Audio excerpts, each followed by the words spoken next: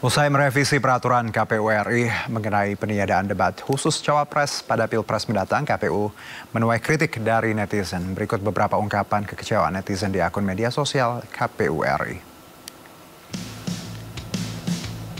Reaksi netizen atas peniadaan debat khusus Cawapres. Ini kita bisa lihat bersama pemirsa. Ada yang menyatakan bahwa ya, ini menguntungkan beberapa pihak dan tentunya di luar dari kebiasaan-kebiasaan yang tertuang dalam Undang-Undang tahun 2017.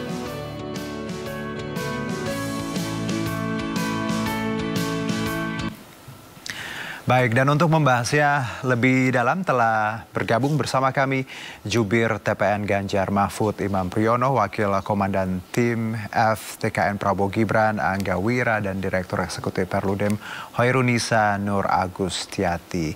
Assalamualaikum, selamat sore Bang Imam, Bang Angga, dan juga Mbak Nisa. Oke.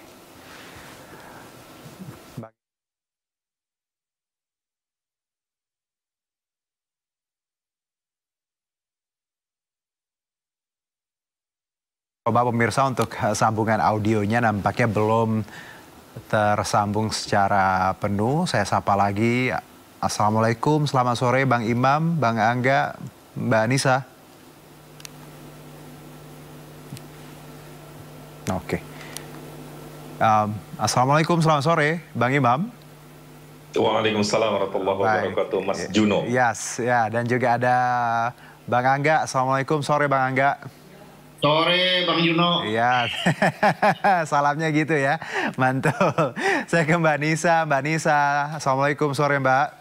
Selamat sore Mas. Oke, suaranya jelas ya. Baik, langsung saja kita mulai diskusi weekend ini. Mungkin saya ke Bang Imam terlebih dahulu. Bang Imam, ini ada kebiasaan yang di luar kebiasaan seperti itu. Ada peraturan baru yang tentunya banyak menyita perhatian publik, bagaimana tidak ada debat khusus Cawapres. Kalau dari TPN sendiri, Bang Imam, tanggapannya dulu secara general seperti apa? Saya rasa peraturannya nggak baru, yang baru interpretasinya. Saya nggak paham juga kenapa KPU punya interpretasi demikian. Tetapi itu direspon publik, banyak masyarakat agak heran-heran kok tiba-tiba cara membaca Undang-Undang 7 2017 tentang pemilihnya seperti itu.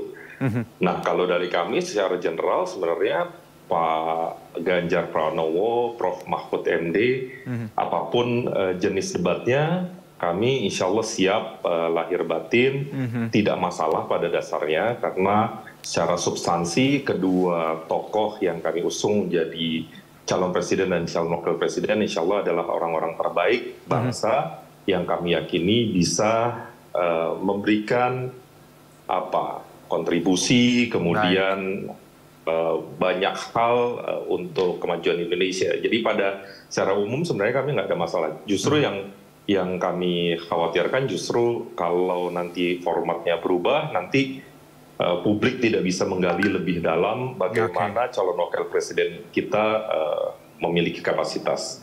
Karena kami punya prinsip wakil presiden itu bukan ban serep, mereka adalah pemimpin kita. Ya, dua-duanya tentunya kita sebagai pemilih juga punya hak ya untuk menggali kapasitas mereka, kualitas mereka. Itu juga yang menjadi banyak kritikan dari netizen hari ini. Nah, kalau saya ke Bang Angga, TKN sendiri merespon ini seperti apa? Ya, pertama kami melihat debat kandidat ini kan memang sebagai suatu sarana ya untuk menyampaikan visi misi, gagasan dan program ya. Tentunya kami menghormati apa-apa yang sudah disampaikan oleh KPU dan pada prinsipnya kami taat dan akan patuh terhadap apa yang sudah diputuskan. Nah, untuk tadi disampaikan terkait juga debat Cawapres, saya rasa apakah itu diformalkan dalam debat kandidat di di KPU ataukah bisa juga ya kalau memang itu diinterpretasikan berbeda di saat ini, saya rasa juga bisa juga diadakan di tempat-tempat lain untuk penyampaian gagasan-gagasan tersebut. Saya rasa selama beberapa waktu berjalan, kita lihat berbagai macam organisasi pun sudah melakukan ya penyampaian visi misi atau program, baik itu pasangan capres-cawapres ataupun diwakilkan ya, baik oleh capresnya ataupun cawapresnya. Intinya kami siap, Mas Gibran, Pak Prabowo siap jika memang itu regulasi itu sudah diatur sedemikian rupa. Terima kasih, Mas. Bang Angga, kalau ada anggapan dari publik misalnya sistem yang diubah baru ini, yang dikeluarkan ya baru-baru ini menguntungkan beberapa pihak dan mungkin ini tertuju pada tim Anda. Bagaimana Anda melihat atau merespon dari anggapan publik seperti ini, Bang Angga? Saya rasa enggak ya, kita nggak merasa itu tertuduh kepada pasangan kita. Pasangan kita sangat siap ya, baik Pak Prabowo ataupun Mas Gibran sangat siap, dan saya rasa Mas Gibran pun kan sudah melalui proses tersebut ketika maju menjadi wali kota pada waktu itu, melewati beberapa kali juga debat kandidat sebagai pasangan wali kota dan wakil wali kota. Jadi saya rasa isunya jangan digeser, ya kan? Peminta juga Sindo bisa firm ya terhadap hal ini gitu, karena saya rasa kita mengikuti aturan yang ada juga, pastinya juga KPU ada pertimbangan-pertimbangan. Sedangkan kalau memang tidak diatur atau memang ada di tempat lain, saya rasa kami pun siap kalau memang pas waktunya. Jadi, dan sesuai dengan apa yang sudah dilakukan. Ya, ruang-ruang publik lainnya kalaupun ada diskusi, Mas Gibran siap ya, Bang Angga ya. Oke, saya ke Perludem nih.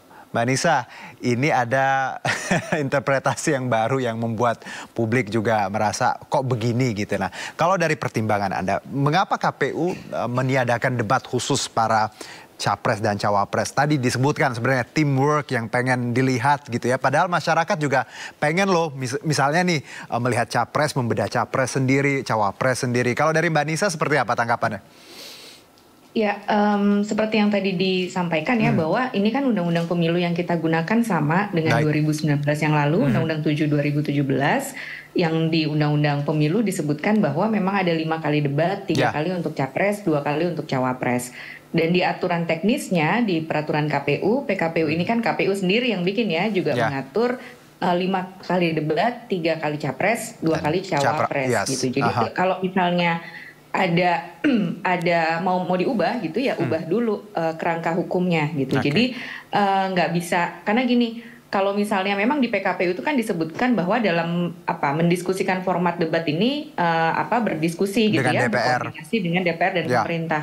Tapi berkoordinasi dengan DPR dan pemerintah ini kan nggak mengubah undang-undang. Kalau mengubah undang-undang ya revisi undang-undangnya kan kira-kira gitu. Jadi ini hanya misalnya sebatas misalnya nanti waktunya berapa lama dan sebagainya gitu. Jadi ini yang menurut saya KPU juga perlu memberikan penjelasan, kalau mau diubah ya ubah dulu aturan regulasinya, karena penyelenggaraan pemilu ini kan ya dasarnya ya kerangka hukum gitu ya. Bahwa kemudian kalau kemudian diskusinya memang selama ini debat kita tuh kurang greget gitu, misalnya kurang menggali, ya itu kan hal yang lain. Bahwa secara evaluasi mungkin kita perlu ke depan mengevaluasi format debat mungkin yang bisa lebih spontan dan sebagainya, ya itu hal yang lain. Tapi kan kita ada regulasi yang sekarang menjadi dasar hukum kita menyelenggarakan pemilu ini. Oke, Mbak Nisa, kalau alasannya teamwork, Mbak Nisa, ini yang disebutkan oleh Pak Hashim Asyari bahwa ingin melihat satu pasangan itu memang benar-benar satu tim.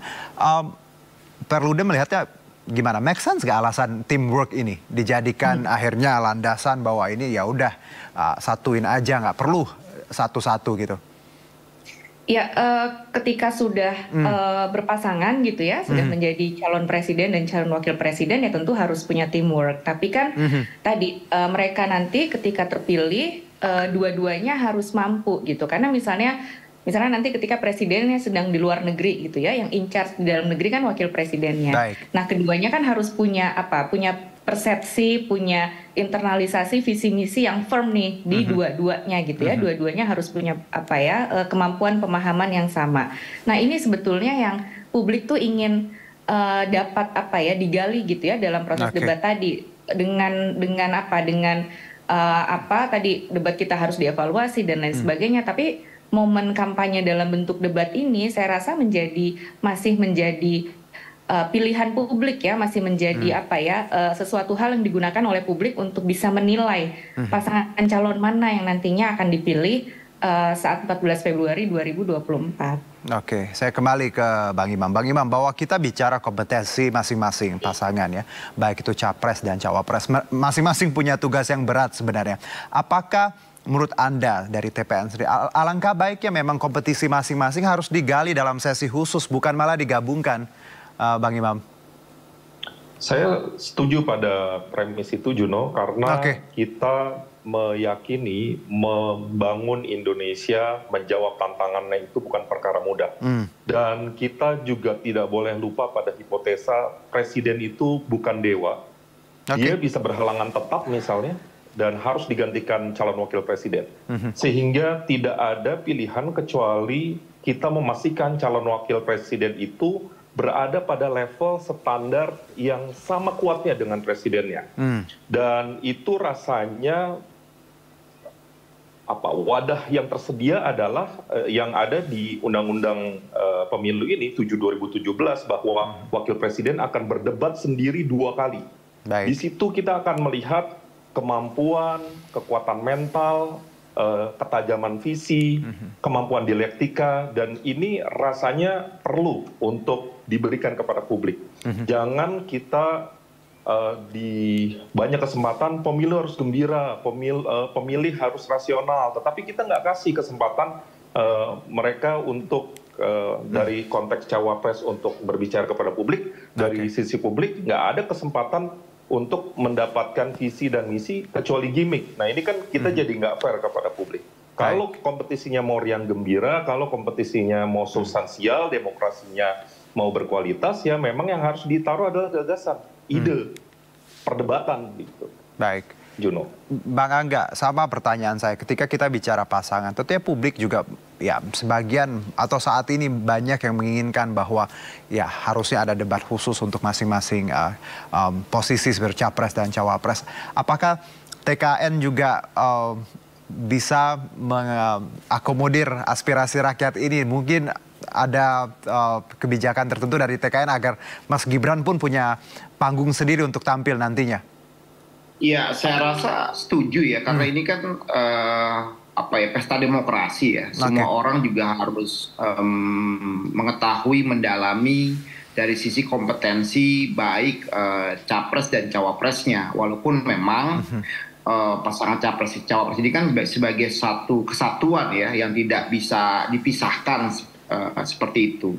Nah, kalau kita melihat yang seperti saya sampaikan dalam proses menuju kampanye ya, dari mulai ditetapkan sampai sekarang, saya sudah melihat sekali, kebetulan juga saya beberapa kali mendampingi baik capres dan cawapres berkeliling ya, menyampaikan gagasannya baik di ruang-ruang publik, di kampus, di lembaga-lembaga ormas keagamaan, ormas sosial, dan saya rasa nggak ada suatu hal yang terlalu berat juga kalau memang nanti ya ada forum-forum yang memang mengedepankan atau cawapresnya untuk tampil gitu. Jadi saya rasa juga Mas Gibran sempat juga kita berdiskusi, tidak ada problem juga soal itu. Jadi mungkin supaya kita diskusinya juga bisa objektif ya, saya rasa pihak dari Sindo juga bisa mengundang dari pihak KPU kan, seperti itu ya. Jadi kita supaya clear gitu loh. Saya juga sebenarnya harusnya mengundang KPU, kami juga, karena ingin tahu nih perspektif KPU apa maksudnya, jawabannya. Karena gitu loh, karena jangan sampai tadi seolah-olah kan disudutkan, dipersepsikan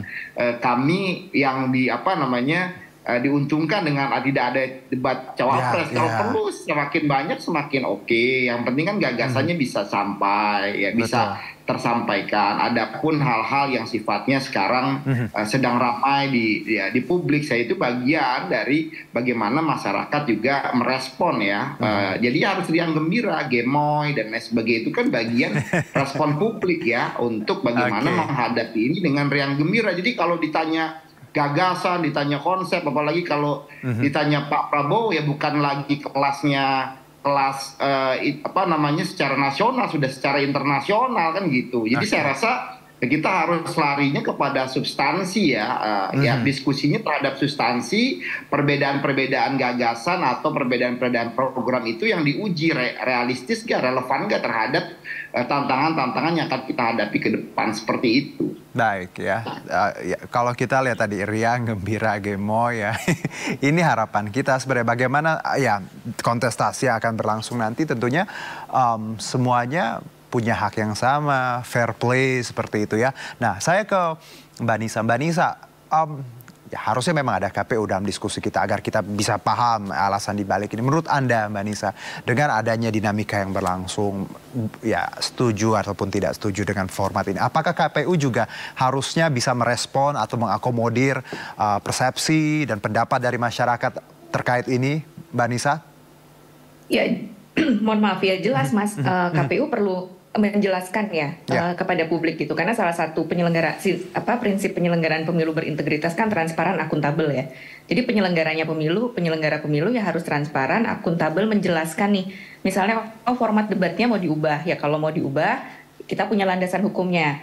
Landasan hukumnya mengatur seperti apa, kalau mau diubah ya itu perlu diubah. Dan tadi publik ini kan perlu difasilitasi gitu ya. Selama ini kita pengen debat kampanye kita tuh naik kelas gitu ya. Debat salah satu metode kampanye kan juga pengen naik kelas.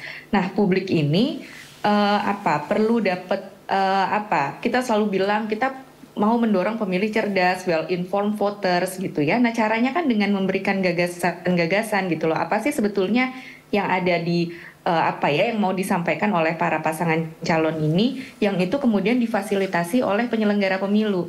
Kalau tadi misalnya ya publik kan tentu bisa mencari sendiri gitu ya, era media sosial sekarang dan sebagainya, ya memang bisa gitu ya cari sendiri, tapi penyelenggara pemilu ini kan adalah institusi yang otoritatif dalam menyampaikan informasi itu kepada publik. Jadi sumbernya ya sumber misalnya untuk bisa mendapatkan materi-materi kampanye yang resmi gitu ya dari pasangan calon difasilitasi oleh penyelenggara pemilu. Itu yang menurut saya tugasnya gitu ya, menjadi tugas penyelenggara pemilu, bahwa publik diminta juga secara aktif gitu ya untuk menelusuri rekam jejak.